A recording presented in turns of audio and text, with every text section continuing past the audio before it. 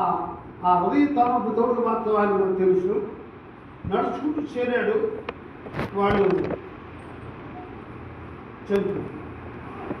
అప్పుడు ఆయన ఈ వార్తని ఏమన్నాడంటే, అతను తనతో నాకు నేను దిగుపడాల్సిన అవసరం తీర్పు నాకు లేదుగా, నా దేవుడు నా తోడుంటాడు. యాకోబు అన్నమాట నాతో అన్నాడు, తోడున్నాడు, భయపడికొద్దన్నాడు, దిగులు పడొద్దన్నాడు, జడియొద్దన్నాడు, శత్రువుని కనపడదన్నాడు. ఈ మాటలు నాకే వర్తిస్తుంది, ఎవరు వర్తించింది కదా. ఆనందపడి దేవుడిని భయపరిచి స్తుతించి, మీరు అలాంటి పరిస్థితి వస్తే, నిజంగా నీవు దేవుడు నమ్ముకొని ఉంటే, నిజమైన మార్గమనుషుడు పొంది ఉంటే, నిజమైన విశ్వాసం అయితే, నిజమైన క్రైస్తవులు అయితే దిగులు పడాలా?